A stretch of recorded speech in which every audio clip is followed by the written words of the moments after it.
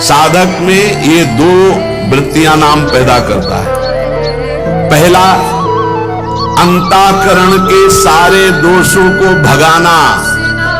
दूसरा, अंतःकरण में दैवी संपदा के सद्गुण स्थापित करना। तुम्हें नहीं करना, वो नाम कर रहा है, पर तुम चुप रहो। पर यहां चुप रहा नहीं जाता, विचलित हो जाते हैं। जहां असत प्रेरणा हुई तो या तो ऐसी क्रिया कर दी या वो ऐसे दुखी हो गए, हमारे मन में तो ऐसा आता है वैसा। चुप रहो, ऑपरेशन शुरू है तो मवाद निकलेगा, गंदगी निकलेगी, और जो गंदगी निकलेगी तो फिर अच्छे से वो घाव भर जाएगा। जितना दोष निकल रहा है उतना ही सद्गुण आ रहा है। अंतःकरण में भागवतिक सद्गुणों की प्रतिष्ठा होने में देर नहीं लगेगी। किसको? जो नाम जपने के साथ नाम का ध्यान करता है या नाम जपने के साथ रूप का ध्यान करता है।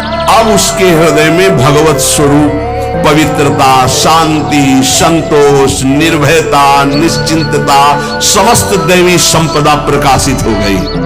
अब तो एक एक नाम के साथ उसको स्वाद मिलने लगा और दिव्य स्वरूप भगवान का उसके हृदय में झलकने लगा। अब भगवान के रूप की प्रतिष्ठा उसके मानस नेत्रों में हो गई। लीला में प्रवेश, सेवा का अधिकार, सब भाव स्वरूप की जागृति, सब पूरा का पूरा प्रकरण ध्यान से बार बार सुनना। जब कोई साधक नाम जब प्रारंभ करता है, नाम जाकर के अंदर ज्ञान जागृति नहीं करता। प्रारंभ में सुप्त वासना प्रवृत्तियां जो छुपी उनको जागृत करता है। उठ और भाग यहां से। अब वो कुसंस्कार, दुर्गुण, दुराचार दल के दल वहां हैं अंतःकरण में। जैसे जैसे साधक नाम जब बढ़ाता है वैसे वो अपने बल के साथ प्रकट होते हैं। परमार्थ का साधक यदि सत्संगी नहीं हुआ तो वो समझता है कि ये तो बहुत बड़ा विघ्न सामने उपस्थित हो गया, हृदय जल रहा है और पाप वासनाएं इतनी बढ़ती जा रही। साधक में प्रारंभ में इनका परिचय ना होने के कारण वो पराजित होने लगता है कि अब तो बहुत गंदी बातें आ रही हैं, भजन रोक दो। अतएव साधक घबराए नहीं, इन विकारों के अधीन न हो, नाम जप रूपी परम साधन छोड़े नहीं। बिल्कुल मंगलमयी बात समझ लो, ये बात कई बार हो चुकी है, और जो लिखा हुआ है उसे सुनोगे तो ज्यादा विश्वास हो सकता है, वैसे लगेगा ये अपने मन से कहते हैं। साधक प्रारंभ में पराजित करने की सामर्थ्य नहीं रखता, अतएव घबरा करके इनका परिचय ना जानने के कारण वो या तो इनके अधीन होकर फिर गलत कार्य करने लगता है या भयभीत होकर साधन नाम जप करना छोड़ देता है। किंतु यदि गुरु कृपा पात्र साधक प्रभु के नाम की वास्तविक महिमा जो सुन चुका है, ऐसा अवसर जब आता है कि हृदय में बड़ी गंदी बातें, बड़ा प्रपंच उदय हो रहा है, तो वो समझने लगता है नाम काम कर रहा है, नाम काम कर रहा है। अब हमारा हृदय खाली हो रहा है, ये वासनाएं निकल रही हैं, समस्त हे गुण, दुर्गुण, दुराचार प्रवृत्तियां नष्ट हो रही हैं। बार बार वही हमने अनंत जन्मों में किया, इसलिए बार बार वही आ रहा है, आ नहीं रहा, वो जा रहा है, हर वृत्ति जा रही है। अतएव और नाम उच्चारण बढ़ाए और सत्संग सुने, जिससे हिम्मत बनती जाएगी, घबराओगे नहीं। बड़ा भारी युद्ध है, एक दिन में सब डिलीट नहीं हो जाएंगे, धीरे धीरे। जिन गुणों से भगवान रीझते हैं, ध्यान देना, एक विकार गया, एक गुण आ गया, वो विकार की वृत्ति गई, दूसरा गुण आ गया, खाली नहीं रखता। ये बड़े काम की बात है।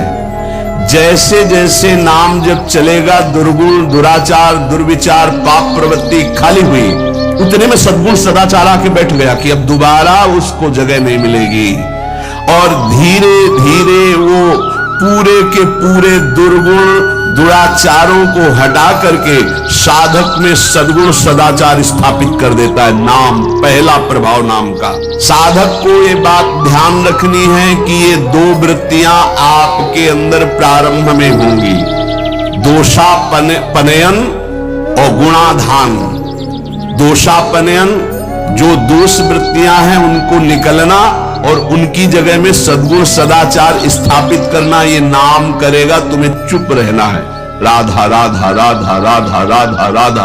विचलित नहीं होना कि मन बहुत हमारा परेशान करता है, बहुत विकार आ रहे हैं, अब कैसे रहो।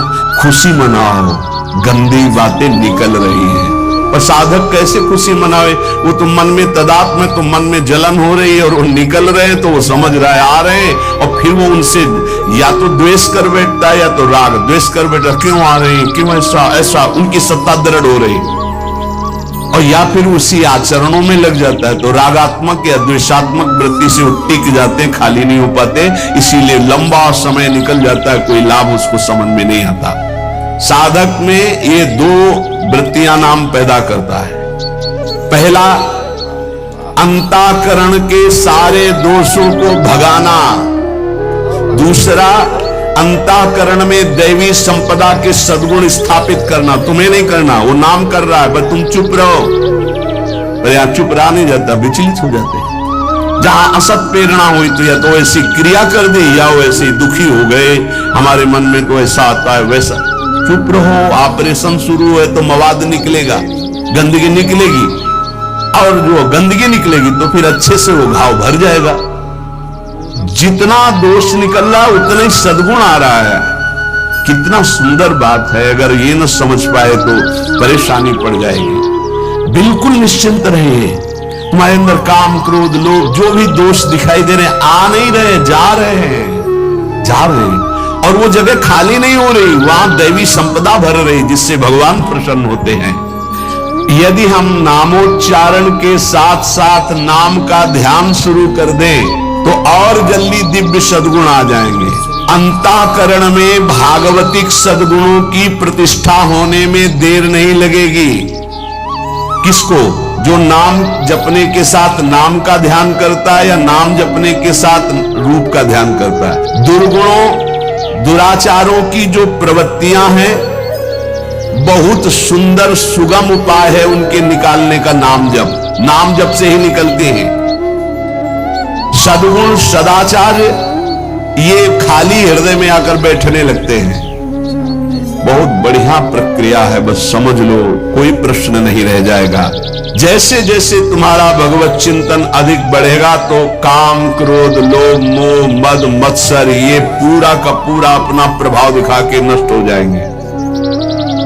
ये पूरे के पूरे नष्ट हो जाएंगे, ऐसा शब्द नहीं आया, प्रभाव दिखा के नष्ट हो जाएंगे। जितना इनमें पावर हो पूरा पावर दिखाएंगे तुम्हें परास्त करने के लिए। नाम छोड़ दो, संसार में आ जाओ। और जो साधक जमा रहता है, राधा राधा राधा, अब उनके अनर्थ और दुष्परिणाम और अनिष्ट चिंतन ये सब कुछ छूट गया।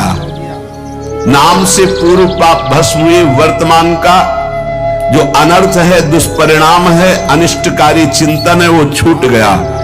अब उसके हृदय में आनंद का प्रादुर्भाव हुआ।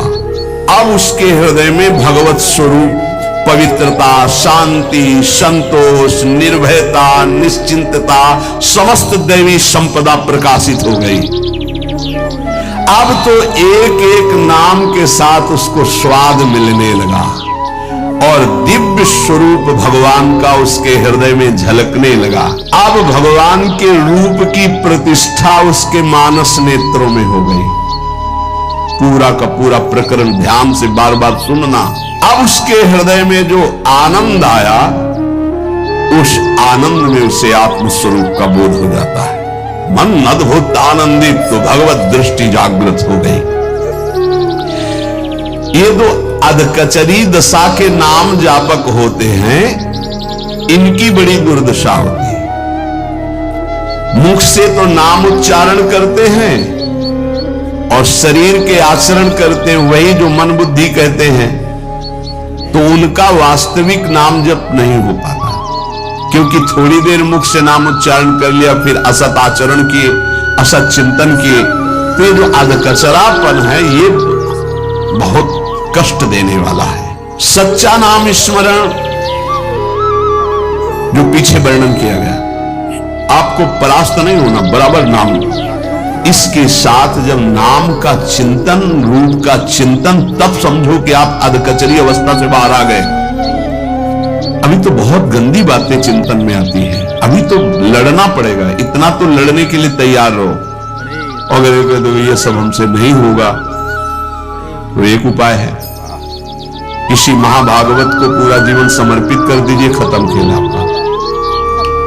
ये भी देख लीजिए करके, पूरा जीवन अक्षरशः समर्पित, थोड़ी गुरुदेव की बात, थोड़ी मेरे मन की बात। ये अधकचरापन, भगवान ने नारद जी को कहा था, अधकचरे योगी का मेरा साक्षात्कार नहीं होता।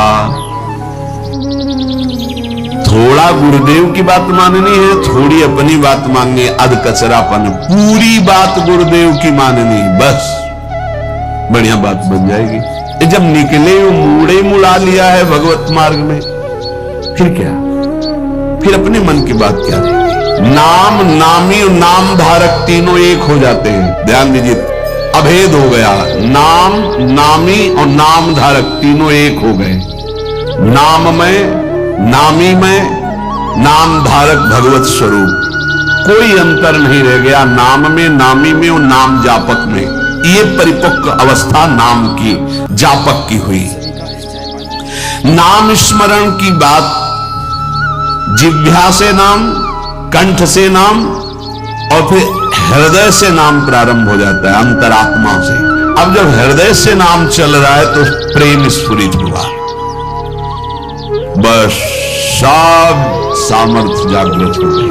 प्रेम जागृत होते ही सब सामर्थ्य जागृत हो गई। भगवत प्रेम हो गया तो शेष सब बातें, लीला में प्रवेश, सेवा का अधिकार, सब भाव स्वरूप की जागृति, सब। जैसे बछड़ा आ जाए तो गाय रमाती हुई स्वयं आ जाती है, ऐसे ही जहां उसके हृदय में प्रेम स्फुरित हुआ तो प्रेम लक्षणा भक्ति जागृत होते ही प्रिया प्रीतम उसके हृदय में आ गई। जैसे बछड़ा आ गया ना, गाय आ जाएगी, बछड़ा के पीछे रमाती गाय, ऐसे ही प्रेम भाव जहां जागृत हुआ प्रिया प्रीतम आ गए। ये न किसी साधना से, न योग से ये नहीं होता, ये नाम से होता है।